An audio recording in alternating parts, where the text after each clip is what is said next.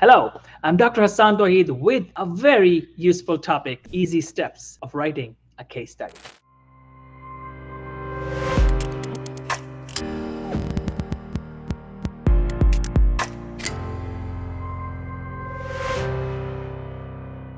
Easy steps of writing a case study. Can we write a case study in 13 steps? Absolutely. That's what we are going to discuss in this video today. And this video is more relevant to students who are medical students or psychology students or who are in healthcare profession in any way. So let's begin. So how do we write a case study in 13 steps? The first step number one. What is the step number one? Decide. Yes, you cannot do anything without taking a decision. Take a decision that, yes, I will write and publish a case study. Decide. Most people just keep thinking and keep wishing, they never take a decision. I'm asking you to take a decision. And remember, Napoleon Hill in his book, Think and Grow Rich, said that successful people take decision fast and change it slowly, while unsuccessful people take decisions slowly and change it faster. So take the decision fast and don't change it. Just stick with it. That I have taken the decision to write a case study and begin. Now, what is the next thing? Identify the case. Yes, let's say you're working in a hospital. Now you need to identify a case. So you have decided already that you want to write a case study.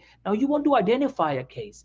Now, what could be your case? What could be the units? Remember, unit means the case. It could be 1 unit or up to 4 units. That means 1 patient, 2 patients, 3 patients, or 4 patients. Maximum. I know there is a definition of 6 and there is a disagreement, but I'm just asking you to stick with 1. Stick with the definition that I like. If you want to follow that up to 4 is the case study. If you have 1 patient, it's called single case study. If you have 4 patients or 4 units, it's called multiple case study. Now, one more thing, does it always have to be a patient? No, it could be a person, a patient, it could be a place, it could be an animal, it could be a thing, it could be an organization, it could be an event. Any of those things could be a case, could be a unit. So let's say, hypothetically, for the sake of discussion, let's say your unit is a patient. Now you have identified a patient, but now you have 2 possibilities, a patient with rare disease and a patient with common disease. Now, as most people think that case studies can always be of rare cases, the reality is it's not always true because it's not always possible. How can you always find a rarest case in the world? You cannot always find it. Does it make sense? So you cannot always find the rare case. So what do? You either find a rare case. If you can find a rare case in a hospital that nobody else has ever studied, then congratulations. I congratulate you. However, the chances are very slim that you will do that. So what do? You go with the common case. But now, if it's a common case, then what do you write about it?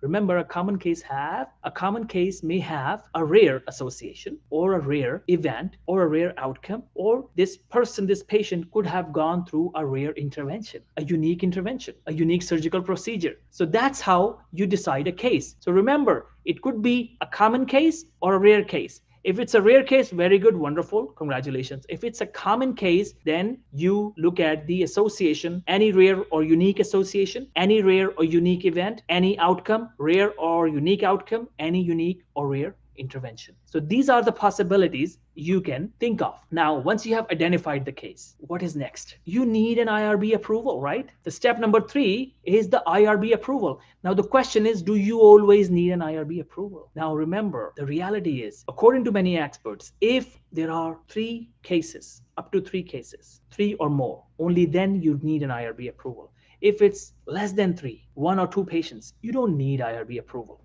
So it's kind of tricky. Let's say I am working on a project.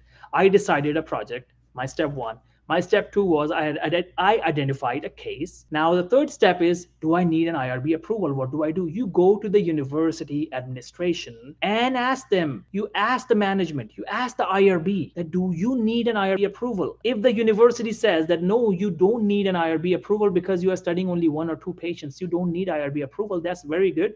You still get a letter from them because the journals may ask for this letter. Remember, although IRB approval is not needed if it's less than 3, but some journals may reject your paper just because you don't have an IRB approval letter. So what do? You ask the IRB to issue a letter that no IRB was needed for this project. And it is also possible that journals may still reject your article because you did not do an IRB approval. So ideally, it's a tricky situation. As I said, if I were you, I would just take the letter from IRB that no IRB approval is needed if I have less than 3 patients. If more, then I will get the IRB approval letter, and then I will, after completing my article, I'll submit it to a journal, and if that particular journal still rejects it, then who cares? I'll submit to another journal. Yes, some journals can have different rules. Not every journal will have that rule. So some journals will still accept it, some journals will not, some will always ask for IRB. But if you want to finish this hassle, request IRB to issue an IRB approval and see what they say. Maybe they will issue you an IRB approval even for one patient. So see what is the situation in your university setting, in your hospital setting. What is the situation? Can an IRB approval letter be issued? If yes, very good. If not, can a letter be issued that says that no IRB approval was needed? And even after this letter, the second letter, if the journal rejects it, then go to another journal. Now, step number 4, find a team. Collect your classmates, your seniors, juniors, whoever is working with you in that hospital, or your fellow colleagues, the residents, chief residents, fellows. Connect with them and make a team. Talk to your supervisor. Involve him in this project as well. It's always good to have a team. No one can do anything alone. We all need each other. So the step number 4 is make a team. Once you have developed your team, what do you do next? Once you have developed your team, the next thing is the data collection. Yes, now you go to the patient. And you start collecting data, but you need an informed consent.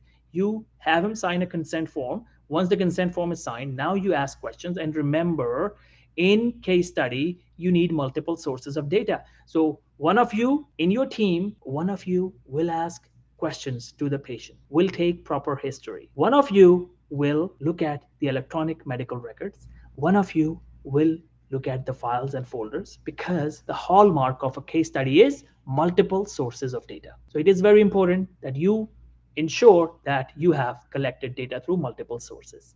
Now, the second kind of data that you will collect is previously published literature related to this case, something that is similar to this case. Collect those papers through different databases, electronic databases on your computer. So you have different papers published previously by other authors related to this particular case. Now you have 2 kinds of data. One data that you collected with the patient, and the second data that you collected just on your computer with previously published papers. And you will need that, and I'll explain why. Once that is done, the next step is you analyze the data. Yes, you analyze the data. How do you analyze the data? You can make a table in the tabular form, or you can just compare the findings. If it's 2 cases, you compare the findings with each other. If you have 4 cases, you compare the findings with each other. That's a very good comparison and analysis. But if you have 1 case and you have previously published papers, now you compare the findings with each other in a tabular format, so that when the time comes to write, you will easily be able to write it. And if statistics is needed, you hire a statistician to help you with statistical data analysis. And also make sure that you have the X-rays, fMRIs, structural MRI findings, CT scans, whatever you can collect related to this patient, lab findings, anything, because you will need to include all of those things in your case study. I hope you like this video. If you understood everything really well, that's very good. Congratulations. If you did not, then please feel free to comment below, and I'll come back to you as soon as I can to answer any questions or concerns. Thank you. Keep learning. Keep watching.